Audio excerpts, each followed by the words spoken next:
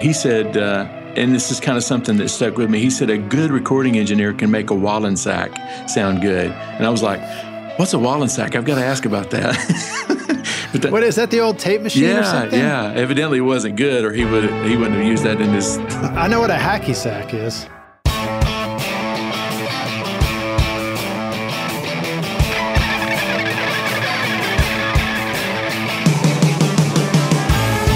Welcome to Recording Studio Rockstars. I'm Lid Shaw, and this is the podcast created to help you become a rock star of the recording studio. Hello, rock stars. It's your host, Lid Shaw. I created this show to introduce you to real-world recording professionals to hear their stories and learn from their experiences so that you can take your records to the next level and be a rock star of the studio yourself. My guest today is Kevin Ward, a producer, mixer, audio blogger, and teacher who has been making award-winning records since he moved to Nashville in 1991, which also happens to be the same year that I moved here to Nashville. Kevin started playing guitar at 6 years old, but later caught the recording bug at 11 when he discovered that you could take two tape cassette recorders and link them together to record multi-track overdubs. He went on to spend a long career in the studio recording and producing records. And along the way, he created Vine Records, which has won many Dove Awards for the great artists that he produces. His extensive client list includes Vince Gill, Willie Nelson, Judy Collins, Dolly Parton, Boots Randolph, Jerry Springer, Vassar Clements, Sam Bush, the Prague Philharmonic Orchestra, Rhonda Vincent, and Richie McDonald of Lone Star. Kevin then took all his experience and knowledge from years of producing and mixing and decided to help you learn how to record yourself, creating an online coaching program called The Mix Coach. There you will find many courses to teach you how to mix in different styles and genres, from rock and jazz to full orchestra and pop country. There's even a complete Pro Tools course to help you really know your DAW before you begin. And what you'll really want to check out, rock stars, is the Mix Coach Pro membership program. In this course, Kevin delivers a new song to you each month, mix alongside both the pros and your peers, so that you can take your mixing to the next level and learn how to create great mixes across a variety of genres. In Kevin's own words, you don't have to be famous to make a living at this. I'll include links to all this in the show notes, of course, at recordingstudiorockstars.com and directly in your podcast app on your phone. Please welcome Kevin Ward to Recording Studio Rockstars. Kevin, are you ready to rock? Let's rock, Lids. I like that, man. It was a gentle rock. Let's rock. Maybe we'll get into some yacht rock, you know? Hey, it's all good. Hey, introduce yourself too in your own words. Tell us who you are. Well, first of all, what an intro, man. Thank you I need to get you to write for me, write for me some, because you put stuff in there that some of which I've forgotten about. But yeah, I mean, you mentioned it. I got the bug pretty early when I was, by this time I was 11, and I'm dating myself here, but I had two cassette recorders, and I would play an acoustic guitar into one and then play that one back and then play bass into the other one and kind of mix it. And then I would just, by the time I was done, I had 3 or 4 or 5 instruments on it, and I took it to my mom and I said, this is what I want to do.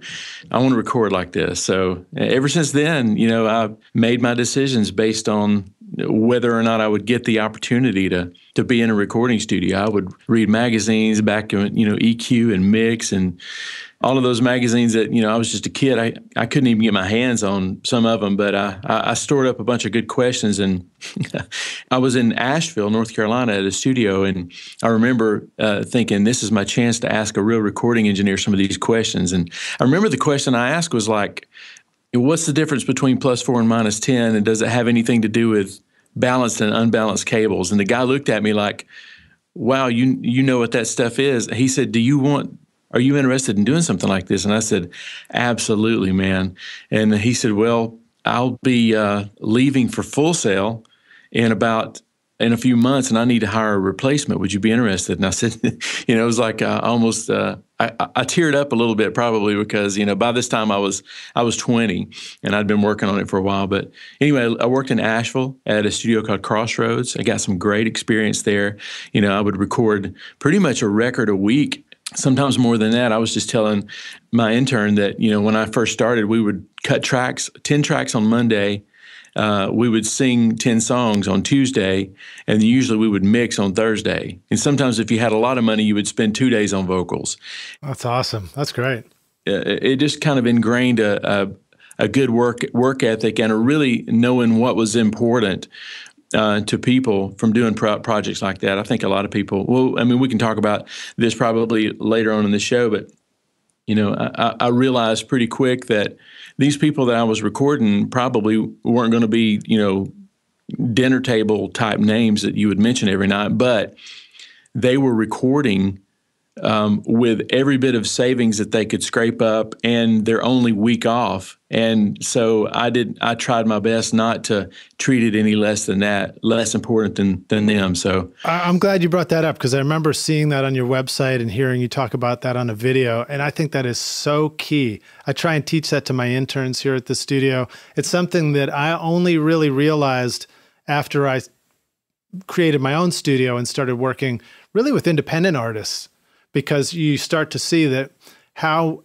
truly invested a client is in their music and in what they're doing. And when they come to you, they're putting everything on the line. Mm-hmm. And when you treat them that way, when you treat your artists with that kind of respect and understanding, it makes such a difference. Yeah. It's a great way to learn, and it's a great work ethic to adopt. I think a lot of people, when they go into recording, they just think that they're going to be working with famous people all the time. And I know I've listened to some of your podcasts, and I know that some of the guys that you've interviewed, like Reed Shippen, man, what a rock star he is.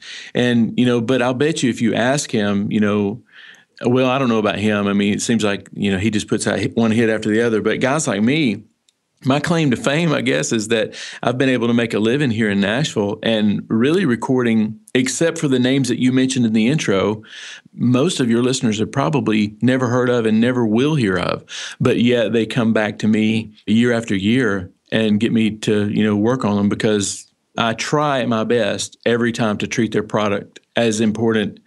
It's funny, when somebody asks me, what are you working on lately? I don't know if you're this way, but I never can think of what I'm working on lately, except for what I just finished working on. And most of the time it's like, something, they'll say, who? And I'll go, yeah, Yeah, I do. But it's important. I do a yearly gig at Bonnaroo at the festival, and I'll go down and record up to 40 artists in 4 days. And then somebody will ask me at them, they'll say, oh man, what was the highlight for you all week? And I'm like, I can't remember who I just recorded. I know the one we just did just now. That was probably the highlight. Yeah. So yeah, I know what you mean. You get so invested in the moment. And it's another funny aside with that is, you have that experience of having this intense weekend in the studio, and you learn and you get to know all the band members, all 5 people, all 6 people, whatever. And then a year later, you have to be reintroduced to those people sometimes, because you're just invested in the moment. One thing I try to do when I have people come in the studio, I don't try to do this. It just seems to always happen. But I found, back in the years in Asheville, before I moved to Nashville in 96, placing the importance, I realized that most people, including myself, would not remember the quality of the recording 5 years down the road, but they would remember the experience. So I tried to make sure that it was an experience that, people think it's funny that the first question I asked is like, where are we going to lunch? But man, there's a lot of good stuff that happens over lunch. And that's one of the things I missed about Asheville when I came to Nashville, and that is that, everybody was on a team in Asheville, and everybody went to lunch together, and you talked about what everybody talked about. And it seems like in Nashville, I don't know if you've noticed this or not, but the musicians will go one way, and the producer and the artist will go another way, and then it's like the studio staff and the engineer will go the third way, unless you invite yourself.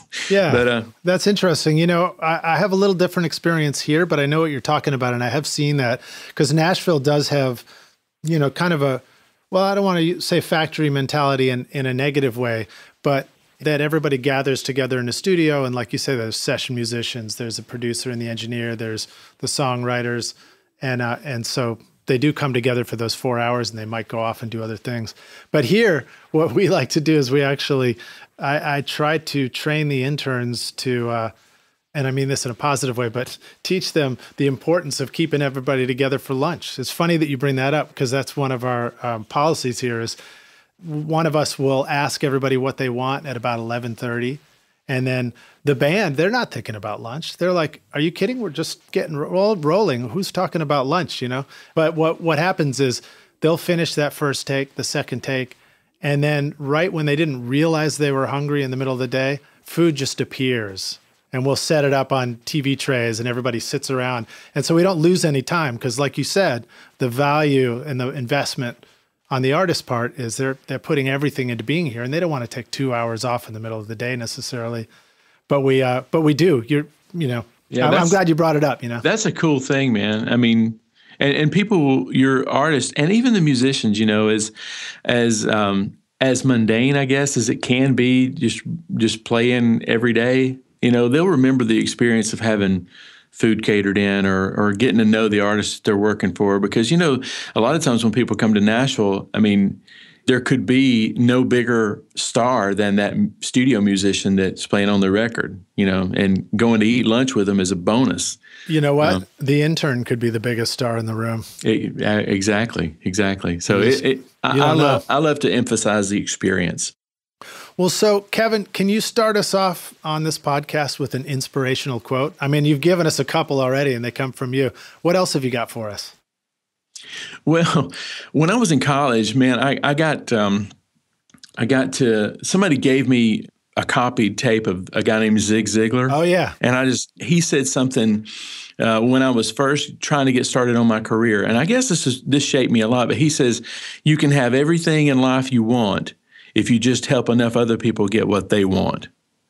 And I've always just loved that quote, and that's kind of what I try to apply every time that, the experience. One of the things I'm teaching on Mixed Coach and Mixed Coach Member is that it's about experience and it's about being the problem solver. I mean, if you can look at yourself, because, I did a keynote at a college last week, and one of the things I said was, a musician and an engineer are not, the engineer doesn't wear the pocket protector and the musician doesn't wear the sunglasses necessarily anymore.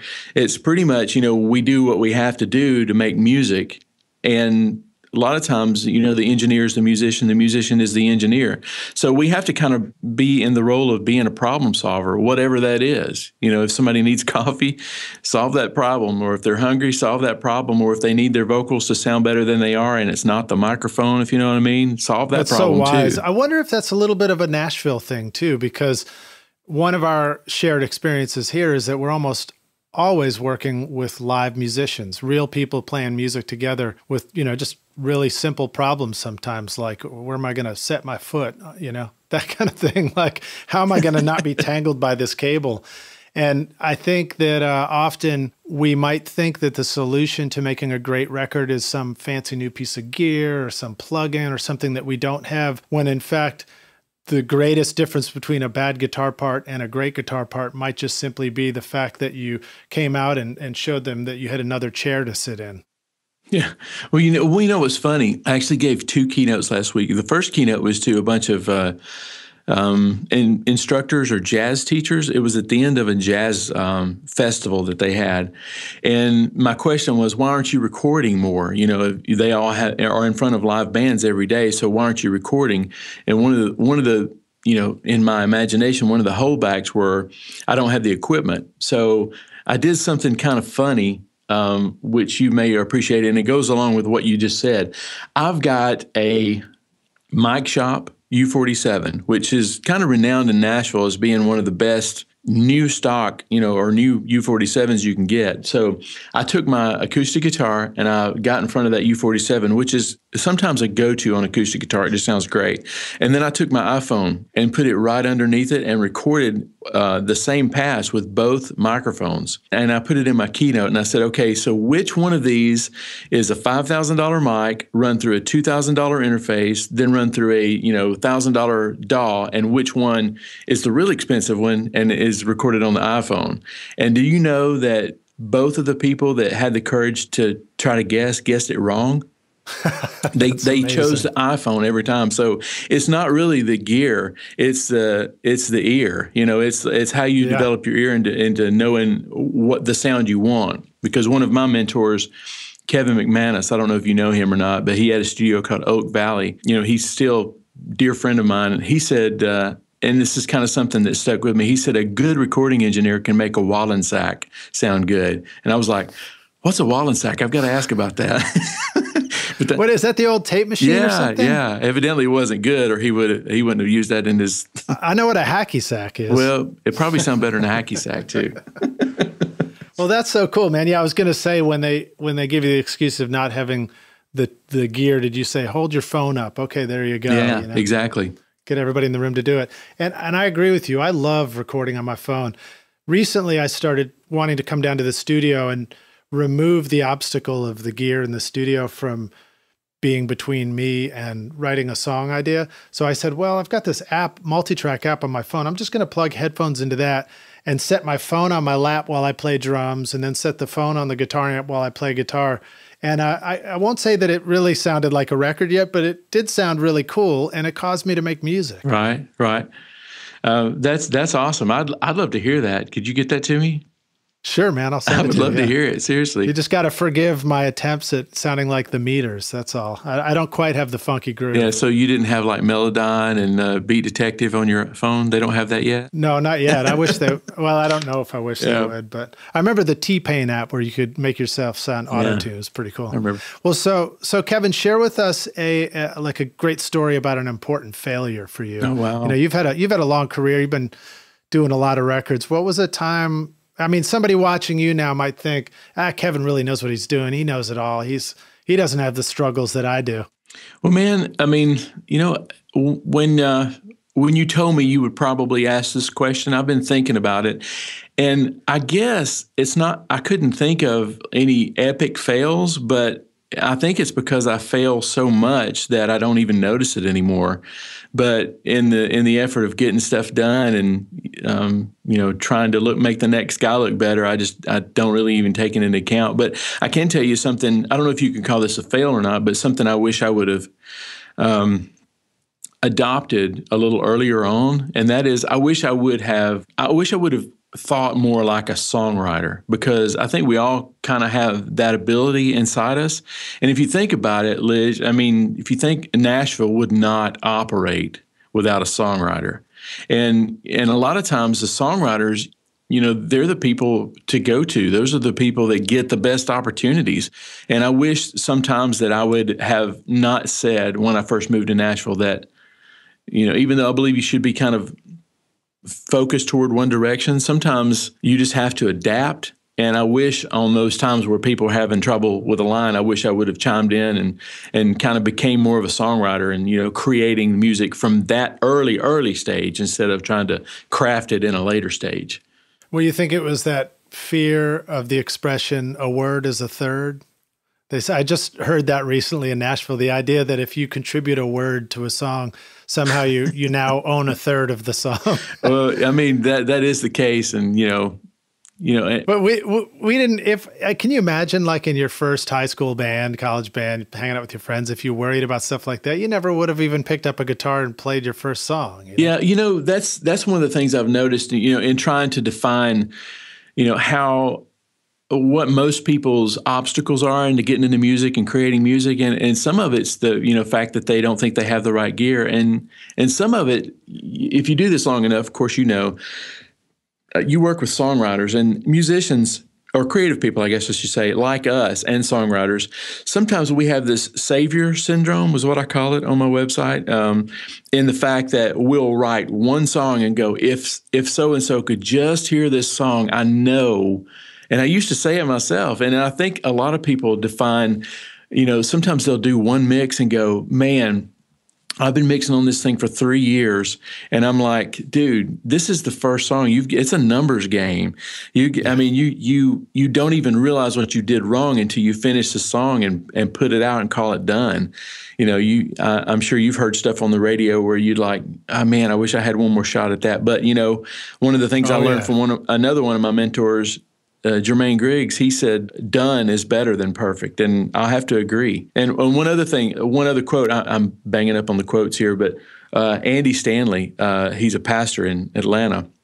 He says that experience is not the best teacher. It's analyzed experience that's the best teacher. So until you get the mix done, you can't analyze it. You're always still working on it.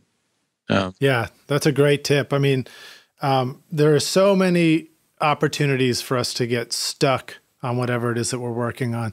And I remember when I was in school and I was surrounded by more bands and, we were all young, I would hear people say things like, well, I'm going to do this, I'm doing my band and it'd be cool if something happens. If something happens, then yeah, we'll do it. We'll go on the road or something like that. And it always hit me wrong. It was like, I know this is a slight variation of what you're saying, but it's that idea that you're going to kind of just do your one thing, and then the world is supposed to come clamoring to your door to, make everything happen for you. That's another thing that since you said that, I'll mention this.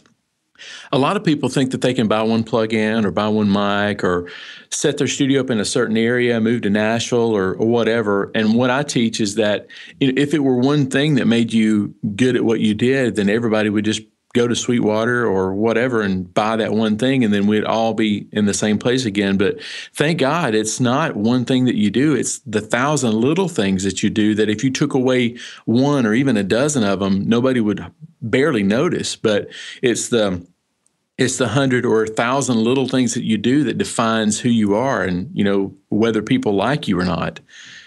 I'm actually going to rebut that. Okay. I'm going to say that there is one thing. What's that? But we miss it all the time. The one thing is you. You, the individual, you're the one thing that is irreplaceable. And that if you focus on yourself and what you bring to the table and you really, truly recognize it, you see the value in your own work and you believe in yourself, then opportunities really do open up and start happening. That's true. But, again, what makes you you is 1,000 or even more things that your personal experience is what makes you you. So, yeah. That's good. I just wanted to say the word rebut. I never say that word. My daughter would crack up if she was like, Daddy, you said but. My little girl would too. All right. So now how about a moment of great success for you? Something where you really felt like things were coming together when you were recording?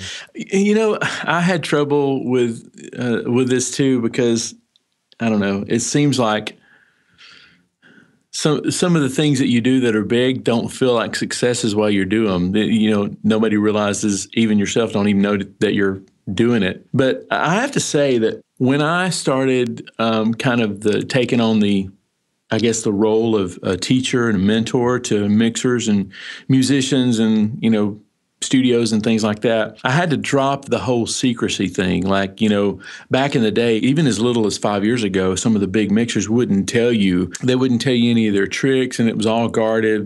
And you knew when you had crossed the line because you would ask something and they'd look at you like, who do you think you are? And of course, I've never really been like that, because I realized pretty early on that I was responsible for creating most of my own competition, because people would come to my studio and go, now, what is this program called? And how much would a Mac cost me? And then the next thing I'd know, about the time it was to do their next record, they'd say, hey, I'm trying to get this microphone going to this. And I would help them through all that. So I guess a moment of success for me is when I've had a friend come up to me and say, most of what I've learned about recording, I learned from you.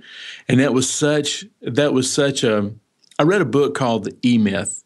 I don't know if you read business books a lot, but I read a lot. And I read The E-Myth. And before I started Mix Coach, I read this book about how to set up a business properly.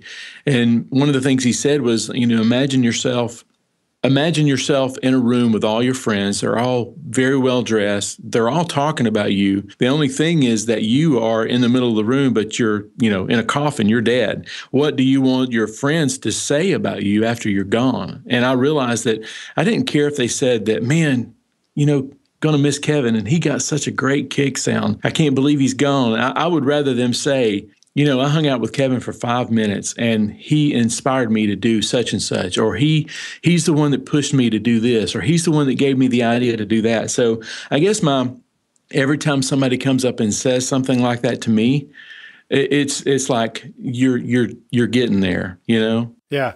Maybe I just want them to say like, oh, you know what? I never got that $25 back from it. Yeah. I'll be like, yeah. That's a good thing to say. I don't want them to say this. So yeah. Yeah, that's great, man. You know, another thing about the E-Myth is the nature of how technology fools us into feeling connected sometimes. You know, one of the things, well, no, let me back up from that. So the way it isolates us, I guess that's what I want to say.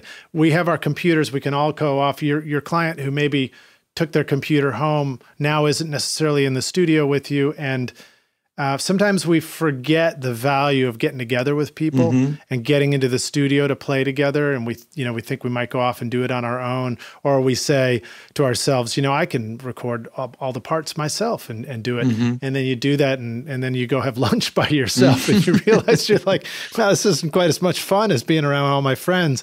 But, you know, and that kind of starts to bring us to one of your things you created, the Mix Coach, too, to talk about that, the value of finding places where you can get together with people, even if it is online, just bringing people back together, you know, having that communion as you're working on projects together, mixing, recording, producing. I guess I just wanted to throw that in there. Yeah. You know, I told you that I went to a college last week and taught a little bit. That's one thing that's kind of got me fired up right now. One thing I realized is that as much as you can teach online in front of a camera and like, you know, see people on their Instagram feed and all that kind of stuff, there's something about being in the proximity of somebody. You know, I did a blog post on Mix Coach and it was called something about the proximity effect. And it's not the kind that you get from a cardioid pattern microphone. It was like, you know, one of the ways I got work when I first moved to Nashville is going to lunch with people. And just from being in the presence of people puts you in a different category than somebody who they could text or they could email. And, you know, I was talking to someone across the table and I said, there's so much being said, even when we're not exchanging words across the table. There's stuff that happens across the table that could never happen in any other platform.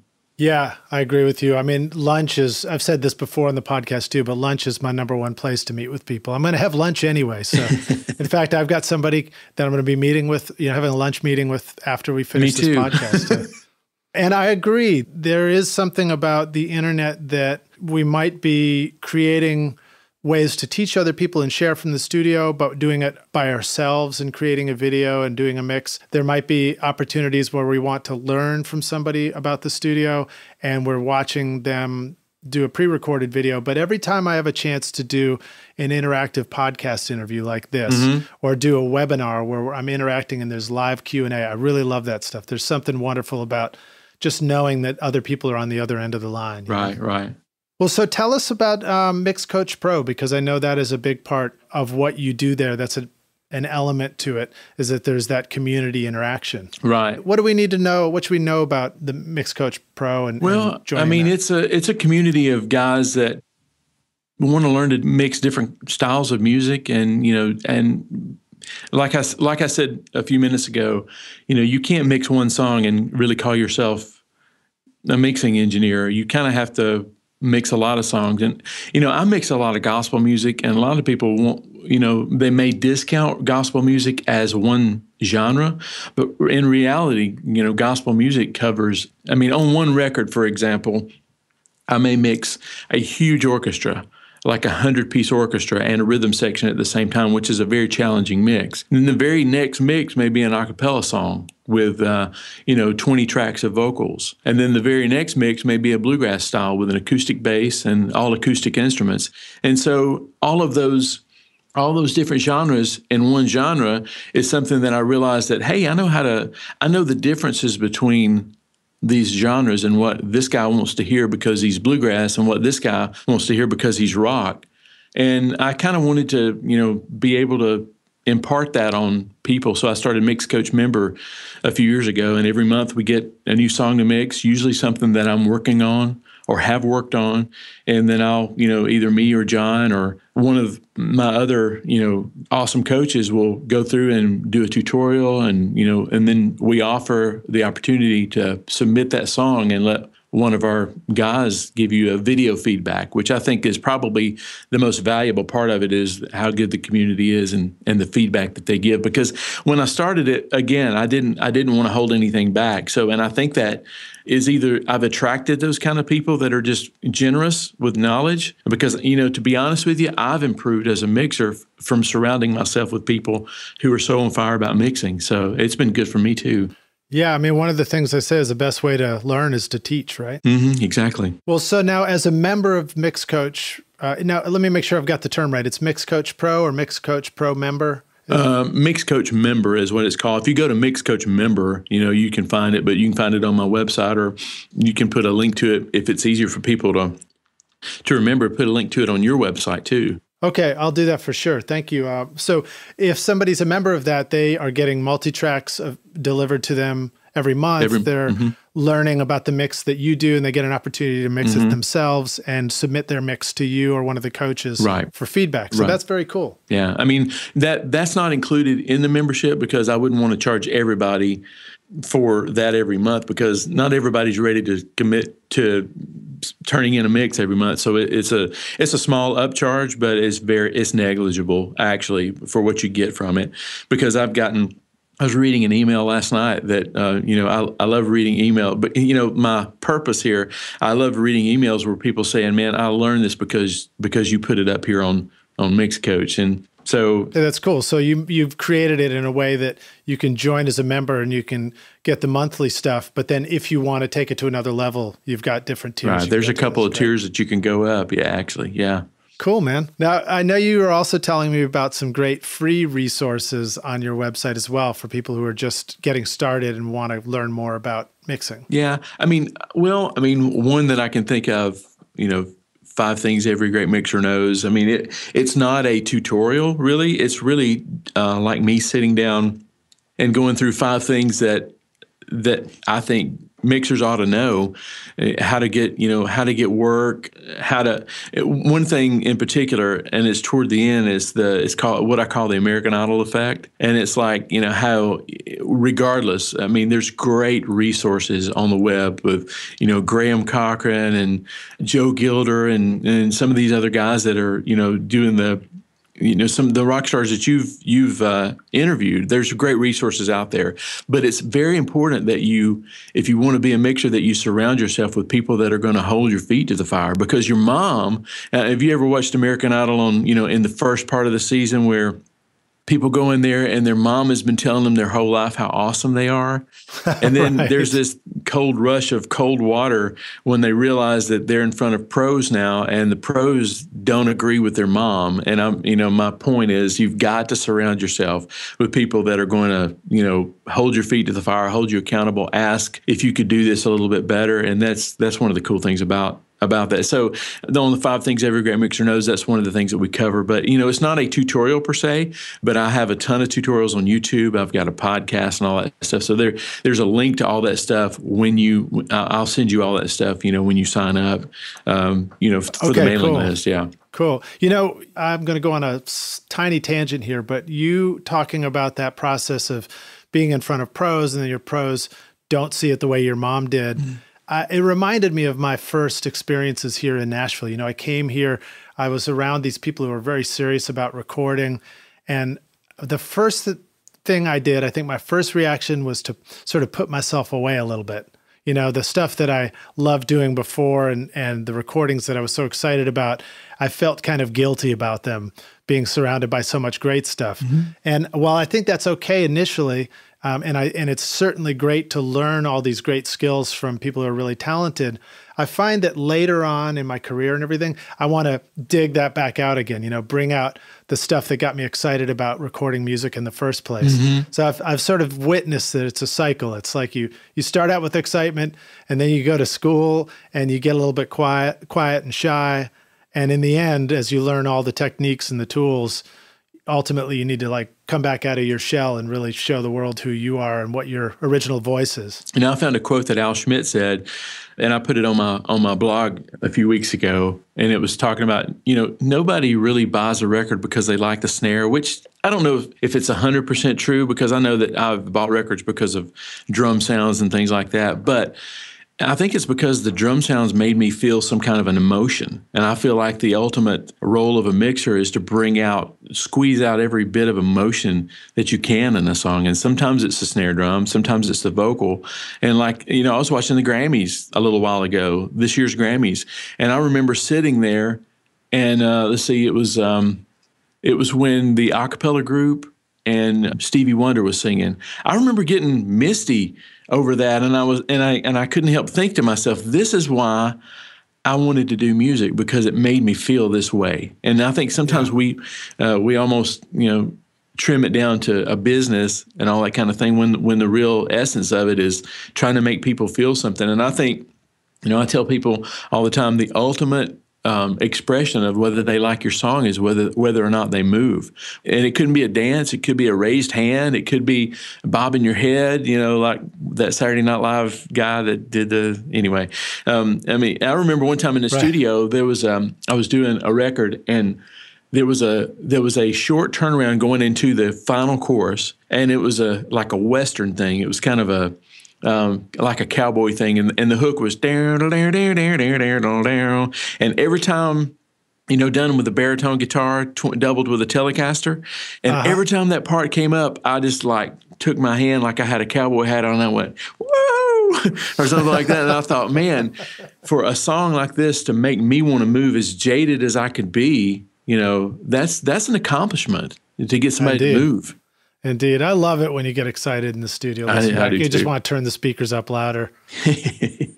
Well, so that's all great stuff, Kevin. Thank you for that. And your 5 things that every great mixer knows, that resource, Rockstars, I'm going to have a link to that at recordingstudiorockstars.com/5things. All spelled out, right? Yeah, it doesn't even matter. I'm going to put it both ways. So whether you type in a 5 or spell FIVE, just remember recordingstudiorockstars.com/5things, and that will give you a direct download. You can get on the email list. You can learn about Kevin and get straight over to his site. So very cool. And then we're going to take a short break here, and we'll come back in a moment for the jam session. Does that sound good to you, Kevin? That sounds good. Hey everybody, it's Lid Shaw, and I want to thank you so much for listening to this episode of Recording Studio Rockstars. I really appreciate you, and I really appreciate your time. And as a way of saying thank you, I've created a special mix tutorial just for you, Rockstars, totally free, called the Mix Master Bundle. With it, you get over 2 hours of detailed videos watching over my shoulder as I mix a song in my studio. Plus, I give you the free ebook that explains how I recorded the tracks. And you get downloadable multi-tracks so that you can practice your mixes, including the Pro Tools session file, using nothing but stock plugins in Pro Tools, all of which you would find in any other DAW, whether you're on Logic or Studio One or Reaper. Maybe you're struggling with trying to improve your mix technique, or maybe you just simply don't have access to multi-track files or can't record a full drum set in your studio. I wanted to give you a chance to create your own mixes from full drum kit, bass, and guitars recorded in my studio.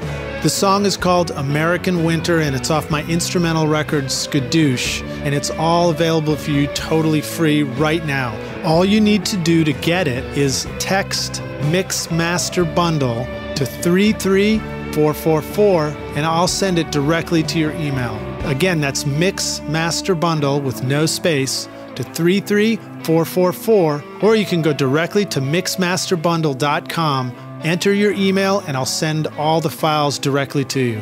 Thanks so much, Rockstars. We'll see you guys in the jam session. Cheers. Hey Rockstars, it's Lid Shaw, and I'm back here at Recording Studio Rockstars with our guest, Kevin Ward, and we are about to jump into the jam session. Kevin, are you ready to jam, my friend? Let's jam. All right, awesome, dude. Tell us, when you got started out in recording, what was holding you back initially?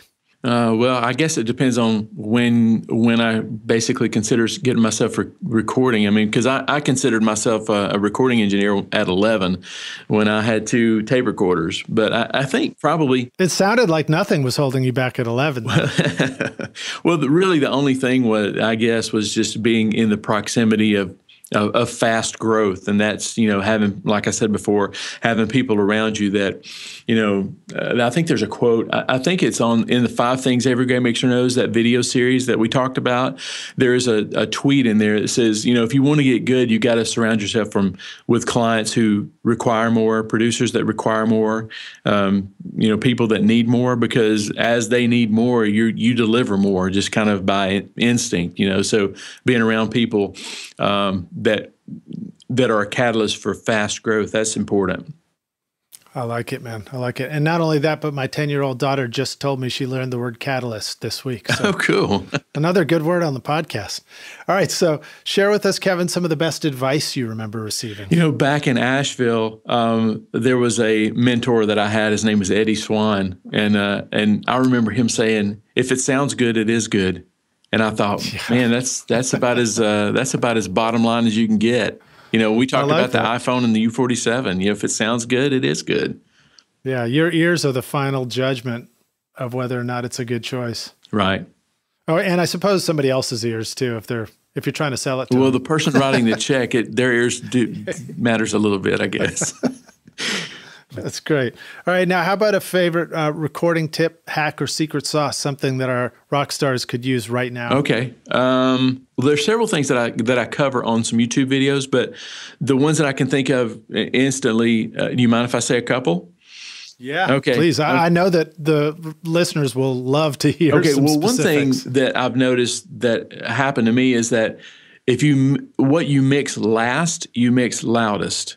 So, and I discovered this one time when I was at the Sound Kitchen working, and the client that I was mixing for, we were like in the middle of the last song, literally.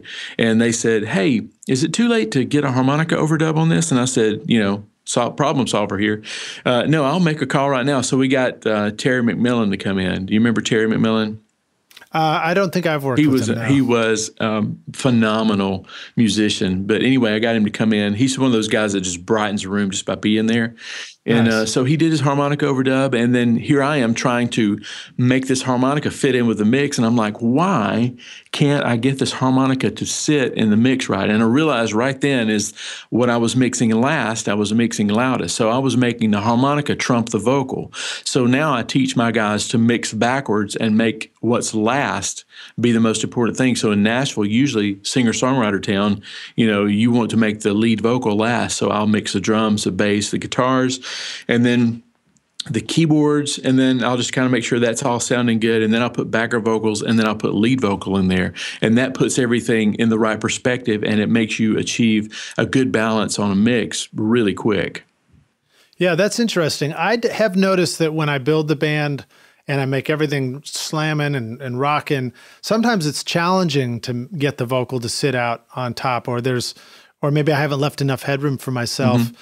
And I've also noticed the opposite. Sometimes if I just start with the vocal and I mix around that, I might be able to carve out a lot of space for the vocal, but I probably am not mixing the rest of the tracks to be slamming enough. Mm-hmm. I don't know. But so I don't know if that's a helpful response there, but it definitely, the takeaway for sure is like, pay close attention to what happens when you start with a thing or end with a thing. For sure. I think if there's any big takeaway is to experiment. Preferably when you're not in the throes of having to mix something, experiment with what makes you mix the most consistently, because honestly, consistency is probably the key driver for whether or not you get the next gig or not. Because if they know that, your mixes they sound this way and that you're going to mix the next one probably this way, it may be a reason for them to come to you. But if you hit it out of the park one time and then you completely miss it the next time, that lack of consistency will probably cost you a lot in the end. I think it was Tom Lord Alge who said to me once, I had a chance to work with him, and I think it was him who said this. He was talking about mixing and delivering great product. And he said, if you can mix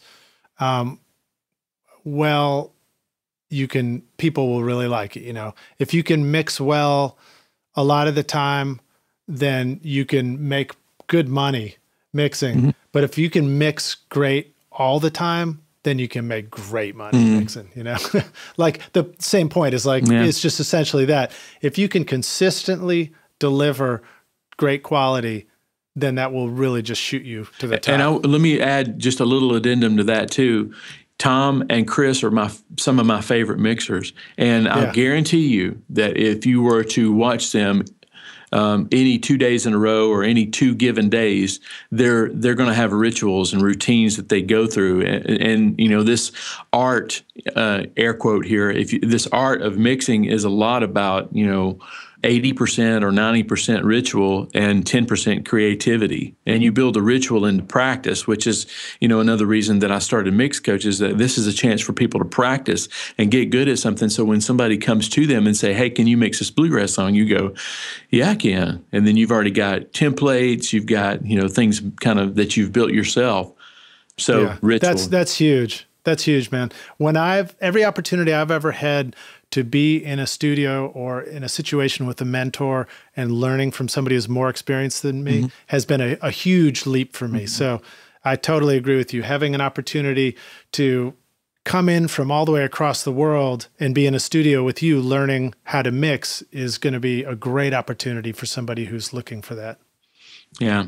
I do have a class like that where people come from, technically all over the world, although it's a weekend in the fall that we do here. It's called the Mix Coach Experience Weekend, and it's just a combination of us sitting together, listening to each other's mixes, and just being with your peeps. People that that help improve you, and it's something I look forward to every year. This coming September will be the 3rd year, and I'm making plans on launching that right now.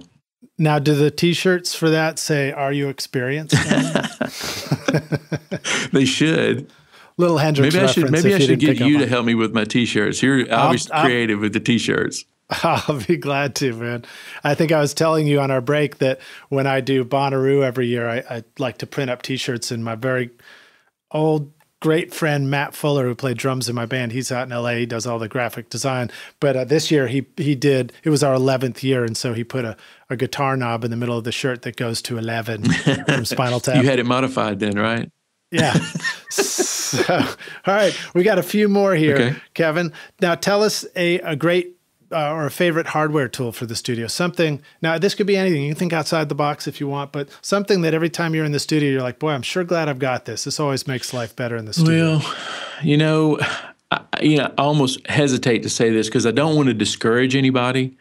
But I just bought a set of Barefoot MM27s, and that's probably the most expensive thing I've ever bought for my studio ever. But at the same time, while, like I was listening to one of your podcasts, and it was, who was the Jonathan Roy?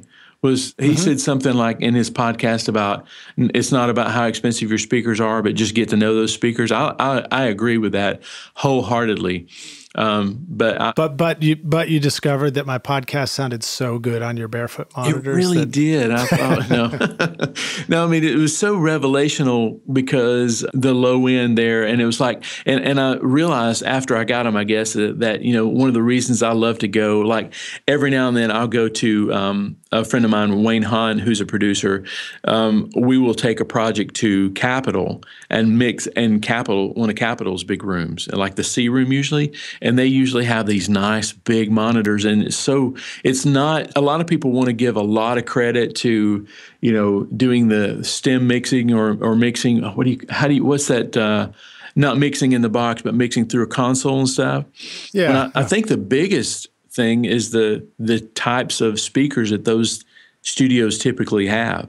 And I noticed that, I was cleaning up a lot of low end stuff, and there was a lot of detail that I was hearing there that I didn't hear. So I went to, I was humbled. I went to John Mayfield, who's a phenomenal mastering engineer right there in Berry Hill. And I took a project that I was working on over there, and, he was listening on a $100,000 set of PMCs. And I was like, man, if I could just hear that in my studio, I could fix it. And then instead, he was tweaking stuff around, nothing big, a few dozen little things that I could have fixed here. So I decided then and there that it was about time for me to, I love NS10s, and I was mixing on I think a set of Tannoys, old Tannoys, and my Event 2020s. And again, it wasn't a huge thing. I don't think everybody needs to go out and buy a huge set of speakers, but it did make a difference for me. Yeah. Carl Tatz, a studio designer in Nashville, he does what he calls the phantom focus system, and he'll dial in the speakers so that it's perfectly tuned for the room. And I've heard many of his rooms, and they sound incredible. I mean, I feel like I'm sitting in front of a 20-foot wall of solid granite when I'm listening back to playback. But I remember taking a mix that I had done and listening to it on a system like that, and I heard a rhythmic part in the bridge in the low frequency that just didn't even exist anywhere else. It was like a musical part to the song that I didn't know was there. So interesting, and it's true. You can really hear remarkable things. Right. So great advice. Sorry to share that with you, rock stars.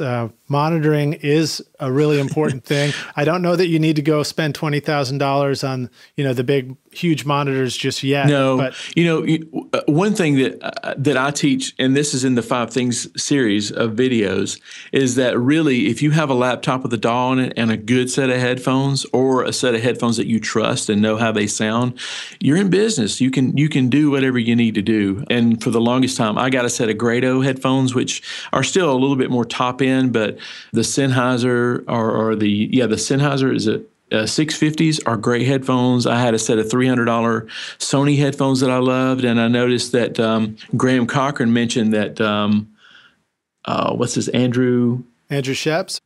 Yeah, he mixes on a $100 set of headphones on his laptop. That's just evidence that, what Jonathan was saying is right. We can't all afford to jump in the deep end of the pool and buy, I know Reed mixes with a nice set of monitors too. That will come eventually. But for right now, don't let it hold you back. Just get a good set of headphones. You'll be fine, I promise. Yeah. Well, I mean, ultimately, it depends on the environment you're going to listen back in too. So if you're listening in a place that doesn't have $20,000 speakers, then maybe the ones you're mixing are the best representation of how it's going to sound. Right, too. Right. Well, so, hey, now share with us a favorite software tool, something in the computer that's really great to have around. I keep talking about this, but the thing when I was talking to the college kids at Casper, they asked me kind of the same thing.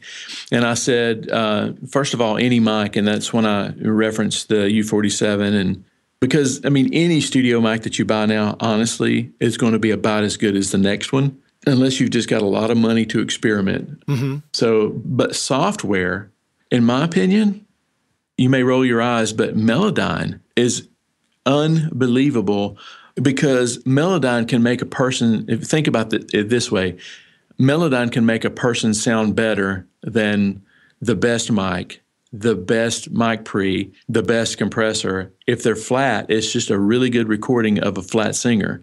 And a lot of times I do melodyning and tuning and stuff without people even know it. And here's the funny thing is that when people come to your studio, they don't say, man, he had a U47 and a LA2A and this and that. They don't know that stuff. They just say, I really like the way my vocal sounds here. And they don't attribute that to the mic. A lot of times they attribute it to how on pitch they are and how good they sound. Yeah. If you're singing well. Yeah, so Melodyne is an invaluable tool to me. I love Melodyne. I use it all the time. I was just using it this week. I find it's an incredibly powerful tool, and I actually use it the old school way. I don't use it sort of the new school way. One of these days I'm going to put together something where I show exactly how I do it. But what is the old school and new school? I just use Melodyne Studio. It's just the multi-track version, and I import all my vocals into that, and I tune them all separately, and then I bring them back into my Pro Tools session, as opposed to putting it as a plug-in on each vocal track in Pro Tools. Right. But I do a little bit of both. Bit of both. Well, that's a great tip. So now how about a resource for the business side?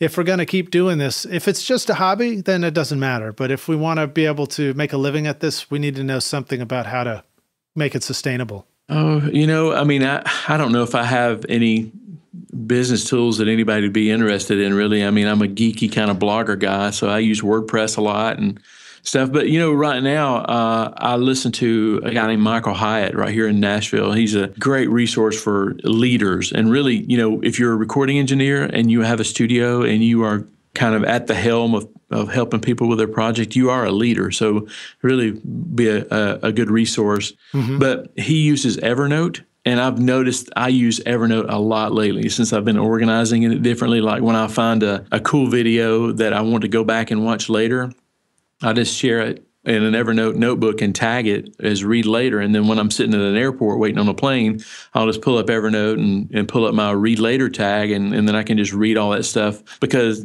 honestly, there's a ton of stuff in my Evernote that I will never get to, but it's nice knowing that I can find it. It has some other really cool features I know about. So for example, if you're out meeting and greeting people at clubs and somebody hands you a business card, is anybody doing that still? I guess we're still handing out business cards, right? Yeah, I take a picture of it. Yeah, with Evernote, you can just take a quick photo of it and then it analyzes it into text that you can search for later. So it's a really easy way to keep your contacts organized. Mm-hmm. This is just the futurist, I guess, in me, but I think eventually social media, Evernote, all that stuff is going to be so contextual. Is that the right word? Contextual? Anyway, that you'll have your Bluetooth headphone up in your ear and nobody will know it. And then you'll have your Google Glass on and then Evernote will say, hey, this is Lid Shaw. You did a podcast with him 14 years ago, and he's got this many kids, and this is where his studio is. And so you can say, hey, Liz, how you doing, man? I don't know if I'm looking forward to that or not, but I think that technology is definitely coming. I can't wait to be a brain in a jar, living on a shelf 300 years from now. Oh, man. So wait, I just thought of another really cool use for Evernote. What's that? I was doing a record. This band is the Twigs. Or Twigs, not the Twigs, just Twigs. And we just did a record this past year. Love these guys, great band. I was really invested in this and I was doing my mixes and I knew I needed to have my mix notes and come back into the studio to do my remixes later. And I find that a lot of the times I know exactly what I think about a mix when I'm listening in the car and I'm outside of the studio. And I really know right away, I have lots of ideas, but I have trouble capturing them. What I discovered was, if I can remember exactly how I did this, I had the mixes themselves in SoundCloud so that they would play easily on the app on my phone. And then I had Evernote open.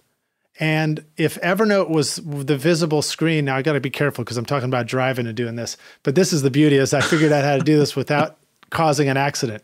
So Evernote was open and it was the screen that was up on my iPhone. And so if I pressed, you press the button on your headset and it presses play on your iPhone. You press it again and it stops it. Right. So that would start and stop the song easily.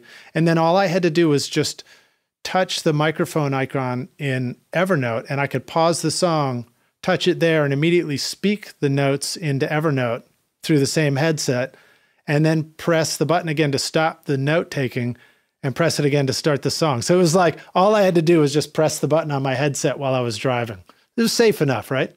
That's really cool, man.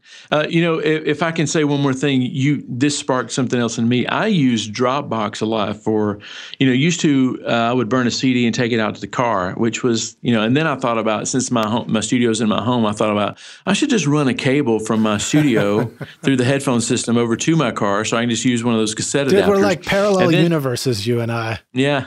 Exactly. I mean, probably my most expensive set of speakers is a Honda Odyssey, the ones in a Honda Odyssey stock. Yeah. I mean, realistically, that's putting it in perspective. The speakers weren't that much.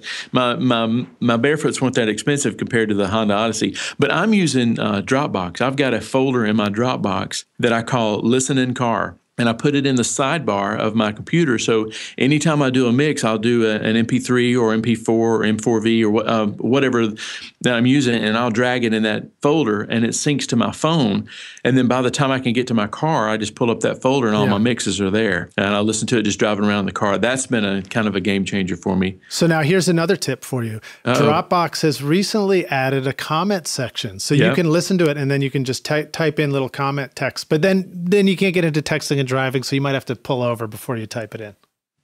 Or you could speak it. You can just hit the little microphone probably, but then it'd cut off the audio. It's getting good. All right. Oh, man. Sorry, rock stars. We're going way off on a tangent, but I know you wanted to know about that stuff. Those are the kind of tips I've been hoping to hear. So, Kevin, let's make a dash for the finish here. Okay. A couple more questions. This one and then one last final one. But this is if you were imagining yourself dropped into a new city, kind of like you did when you went to Asheville or came to Nashville. But imagine now you dropped into a new place. You don't know anybody yet. You don't have any gear. but you need a simple setup to record. You got to start with something, and you need to find people to record, and you need to make ends meet so that you can survive and keep doing music and stuff. What would you start with? How'd you find folks? And what would you choose as a way to make money to start out? Well, I mean, do I have a laptop or do I need to buy one? I'm not giving you a price. I'm not giving you a budget. So yeah, you can buy a laptop if you want. Okay. Well, most people have a laptop. You get you can even do, like, Rode has a little stereo mic. I'm talking right now, believe it or not in some big heavy studio equipment. I'm using a Blue Yeti. It's a USB microphone, and it actually sounds pretty good. I'd probably get a Yeti. I'd get a laptop. I'd get some software like, I don't know, Pro Tools or Mixbus, or, something that's not that expensive, something that would do stuff. And I would go and find songwriters. Because, as I said, I think this town and really the whole music business revolves around songwriters. I would either start writing songs or I would find songwriters to help. But the bottom line is, be somebody's problem solver. That's how I would get business. Don't be somebody's problem. Don't be somebody's problem. Be somebody's problem solver. And you can find that. I mean, like, if you go to, I don't know, songwriter nights, if you're in Nashville in this parallel universe, if you're in Nashville, there's songwriters everywhere. And then go to church. I mean, there is somebody that is singing at church that doesn't have a recording of them singing, and their mother would just love you if you could record them. You start out that way. That's where you start the 100 or the 1,000 little things. That's where you would start. Yeah, and it's a reminder to us all to never forget or take for granted the things that we know how to use. So, for example, if you know how to open your laptop, open up GarageBand, plug a microphone in, plug a headphone in, and record somebody, you still may know more than somebody else who would really love to have a recording of themselves, but just doesn't even know where to begin yet. So there is opportunity out there to go out and record people. True. All right, so here we go. Kevin, this is it. This is the big doozy question. I'm nervous. What's the single most important thing that our listeners can do to become a rock star of the recording studio themselves? I would say always try to make the guy you're working for look better than they are already. You never want to call attention to something somebody did wrong or something. Instead, your pay grade really depends on who you're making look better. Because if you think about it, I call it serving up. So if you're an intern and you get a job in a studio, your job as an intern and your worth as an intern kind of depends on how good you make the studio look. And that's how, kind of determines how long you stay around. So if the garbage is running over, but nobody's mentioned that the garbage is running over and you don't take out the garbage, that's you're kind of making the studio look bad. So make it look good. If you think about this, if you are an intern and a studio hires you, your job is to make the studio look better. If you are an engineer and a producer hires you, then your job is to make that producer look better and make their job easier than it was before they hired you. Record companies hire producers that make them look better. Artists find producers that make them look better. So I think if you just kind of adapt the mentality of, if you hire me, I'm going to make you look awesome and brilliant. I don't think you can go wrong. Now, what do you do if you're the intern and you hear that the singer is singing out of tune? You learn to use Melodyne and you use it in secret. This is a trick question for you, Kevin. Exactly. They come in the next morning and go, wow, I am more awesome than I thought, and it's because of the intern. So you don't just walk through the control room with a bag of garbage in your hand and go, "Hey guys, I'm just about to take the garbage out, but before I go, I just wanted to point out that note you're singing in the other room sounds kind of flat. You guys might want to work on that." That's not the thing to do. I think that actually comes natural for interns. They don't have to try that. That just kind of, you have to stop. You have to kind of not think of like that sometimes when you're interning. That's a lesson it took me a long time to learn. But I like how you bring up that idea of helping other people look good in the studio. And I remembered an experience that I had when I was starting out in the first studio I was at. I was interning, I was assisting there. So I was at the bottom of the ladder and getting, trying to work my way up. And there was a guest producer that came in, and he flew in from out of town, and he was going to work with this band. I knew the band. This guy came in, and I know, whether I knew it or not, he's nervous. He's getting a shot at something, and he was coming in. He really wanted to knock it out of the park. And he started talking to me, and I was there to assist him. And I remember instinctively telling him at some part, "Hey, I'm here to help you out. My job is to make you look really awesome in here. And, he really appreciated that. I mean, I wasn't trying to be manipulative and get points. It just felt like a natural thing to say. And it is. And I think, I think instinctively people that are able to make a living doing this, that's kind of built into. And if it's not, it should be something that they practice. We're not always, raised to serve. And, but I think once you adapt that mentality that you're here to serve, it's just, things just come naturally. Decisions become easier to make. Awesome. Well, Kevin, I think it's time for us to wrap up and say goodbye to the rock stars. Thank you so much for coming and being here on the show with us. Really awesome. My pleasure. But let me ask you first how people can find you. How can they follow you and learn more about you? Well, mixcoach.com, and, on Twitter's @mixcoach, on Instagram, I either go by Kevin Ward Music or Mix Coach, but Mix Coach is where I put all the studio stuff.